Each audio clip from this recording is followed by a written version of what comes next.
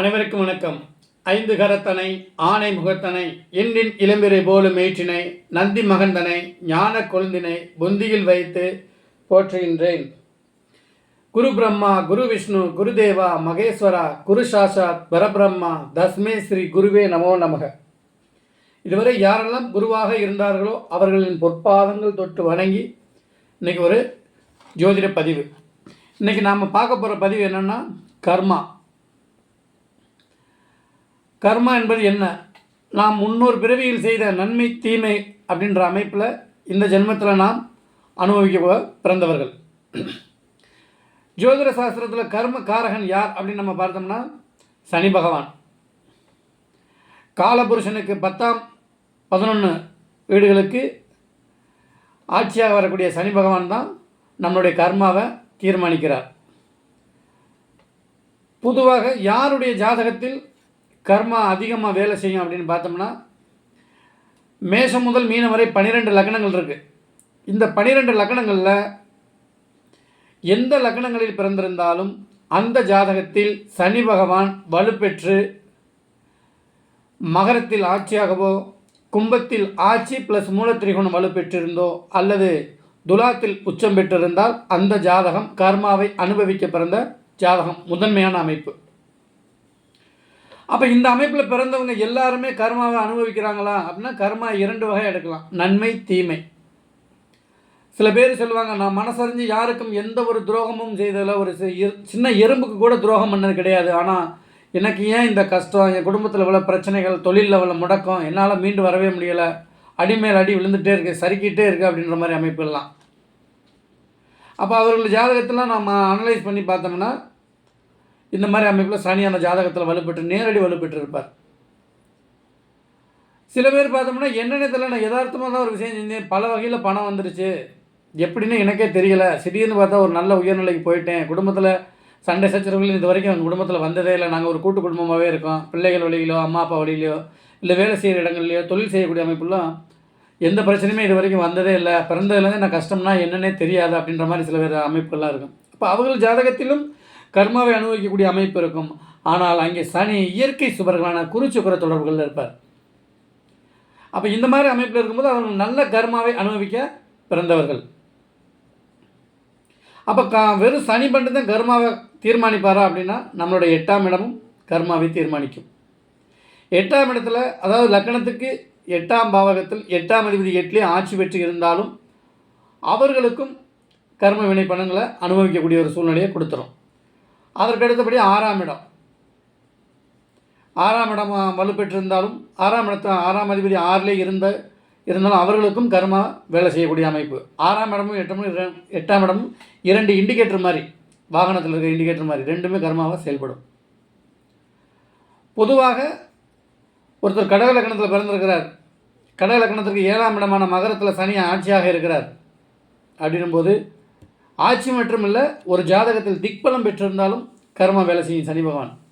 சனி பகவான் லக்னத்திற்கு 7ஆம் பாவகத்தில் திக்பலம் பெறுவார். திக்பலம் பெற்ற சனி பகவான் லக்னத்தை பார்ப்பார். அப்போ கடக லக்னத்திற்கு 7ஆம் பாவகமான மகரத்தில் சனி ஆட்சியாகி இருக்கும்போது கண்டிப்பாக அந்த ஜாதகம் கர்மா வேலை செய்யும். கர்மாவை அனுபவிக்க பிறந்த ஜாதகம். மனைவி வழி அமைப்புகளில் தொழில் வழி அமைப்புகளில் நமக்கு கர்மாவை அனுபவிக்கக்கூடிய ஒரு சூழ்நிலையை கொடுத்துரும். அதே மாதிரி மேஷ லக்னத்தில் பிறந்து 10ஆம் இடத்துல சனி ஆட்சியாக இருக்கிறார் அப்படின்னாலும் தொழில் அமைப்புகள் வேலைவாய்ப்பு அமைப்புகளில் கர்மாவை அனுபவிக்கக்கூடிய ஒரு சூழ்நிலை இருக்கும். அதே மேஷ லக்னத்துக்கு ஒரு 11ஆம் இடமான உபஜய ஸ்தானத்தில் கும்பத்தில் ஆட்சி மூலத்திரிகோணம் வலு பெற்றிருந்தாருன்னா பணம் காசு சம்பாதிக்கிறதுல, பொருட்களை தேடுறதில், அபல ஆசைகளை நிறைவேற்றி கொள்ளக்கூடிய அமைப்புகளுடைய வழியில் நம்ம கர்மாவை சேர்ப்போம். அப்போ அதன் வழியில் அடுத்த ஜென்மத்தில் நாம் கர்மாவை அனுபவிக்கக்கூடிய ஒரு சூழ்நிலையை கொடுத்துரும். அதே மாதிரி சிம்ம லக்னத்திற்கு 7ஆம் பாவகத்தில் அவர் ஆட்சி ப்ளஸ் மூலத்திரிகோண வலுவும் பெறுவார். அப்போ இவர்களுக்கும் கர்மாவை அனுபவிக்கக்கூடிய ஒரு சூழ்நிலை. இங்கே குரு சுக்கிர தொடர்புகள் இருக்கும்போது அது நல்ல வழி கர்மாவாக இருக்கும். இப்போ மனைவி வழியில் நல்ல பண்ண கல்யாணம் பண்ணி என்னோடய மனைவி அமைப்புகள் நன்றாக இருக்குது, இப்போ என்னோடய பார்ட்னர் தொழில் அமைப்புகள் நண்பர்கள் அமைப்பில் நான் ஒரு நல்ல அமைப்பில் போயிருக்கேன் அப்படின்னா நல்ல கர்மா வேலை செய்கின்றதை நாம் கணக்கிடலாம். அதே மாதிரி துலாத்தில் சனி பகவான் உச்சம் உச்சம் பெறும்போது அதுவும் அங்கே சனி பொதுவாக சொல்லணும்னா மேச லக்னத்துக்கு சனி பகவான் 7ல் உச்சம் பெற்று ப்ளஸ் திக்பலமும் பெறும்போது இது ஒரு நல்ல அமைப்பு இல்லை. சனி வலுப்பெற்றுவார் அந்த ஜாதகத்தில். ஒரு ஜாதகத்தில் சனி பகவான் குரு சுக்கிர சுபர்களோட தொடர்பு இல்லாமல் ஆட்சி உச்சம் ப்ளஸ் திக்பலமும் பெற்றாருன்னா கடுமையான கெடுபலன்களை செய்வார். வலுப்பெற்ற அவரோட காரத்துவ அமைப்பு இல்லை. அப்போ இந்த அமைப்பில் கர்மாவை அனுபவிக்கக்கூடிய ஒரு அமைப்பு. அப்போ கர்மாவை தீர்க்கணும். இப்போ நான் கடைசி வரைக்கும் இந்த கர்மாவை அனுபவிச்சுக்கிட்டே இருக்கணும், கர்மாவை கரைக்கணும் அப்படின்னா அன்னதானம் போடணும். சாப்பாடு போட்டால் தான் கர்ம வினைகளை குறைக்கும். தான தர்மம் முடிஞ்ச அளவு நம்மளை அறிஞ்சு யாருக்கும் எந்த துரோகமும் செய்யாமல் கெடுதல்கள் செய்யாமல் இருந்தோம்னாலே ஓரளவுக்கு கர்மா நமக்கு குறைய அமைப்புகள் உள்ளது. அன்னதானம் போடலாம். அதாவது இந்த முனிசிபாலிட்டி அமைப்பில் பணியை செய்கிறவங்க, அந்த குப்பை அள்ளுறவங்க, கழிவு நீர்கள்லாம் சுத்தம் பண்ணுறவங்க, இவங்கெல்லாம் சனியும் நேரடி வலுப்பெற்ற அமைப்புலாம் இருக்கும். அவர்களுக்கு உதவி செய்யும்போது அதே மாதிரி கைகால் ஊனமாக இருக்கிறவங்க, உடல் ஊனமுற்றவர்கள், இந்த மாதிரி அமைப்பில் இருக்கிறவங்களுக்கு, சனியின் அமைப்பில் இருக்கிறவங்களுக்கு நாம் உணவு பொருட்கள் கொடுக்குறது, அவர்களுக்கு உதவிகள் செய்யும்போது சனியின் பகவானோட கர்மாவை நாம் தீர்க்க முடியும். முழுமையாக தீர்க்க முடியாது. இந்த ஜென்மத்தில் நாம் தீர்க்க முடியாது. பெண்டிங் வச்சுட்டு உடனாலும் அடுத்த ஜென்மத்தில் பிறந்து கண்டிப்பாக தீர்த்தே தீரணும். அப்போ நீங்கள் இறந்து போயிட்டு வந்து கர்மா அமைப்பில் சொல்கிறீங்களா அப்படின்னு கேட்டால் இல்லை, சாஸ்திரங்கள் சொல்லுது. சாஸ்திரங்களோட அமைப்பில் தான் நம்ம சொல்கிற மூல நூல்களோட அமைப்பில் கர்மகாரகன் சனி பகவான். அவர் தான் நீதிமான்.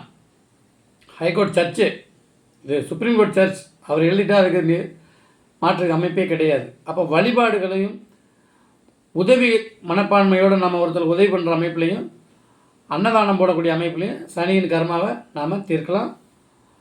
பொதுவாகவே தெரியாமல் செய்யக்கூடிய கர்மாவும் நம்மளோட அமைப்பில் ஒரு 8ஆம் இடம் வலுப்பெற்று சுபத்துவம் ஆயிடுச்சுன்னா அடுத்தவங்க காசு, லாட்ரி, பங்குச்சந்தை, சீட்டிங் இந்த மாதிரி அமைப்பில் பணம் வந்துடும்.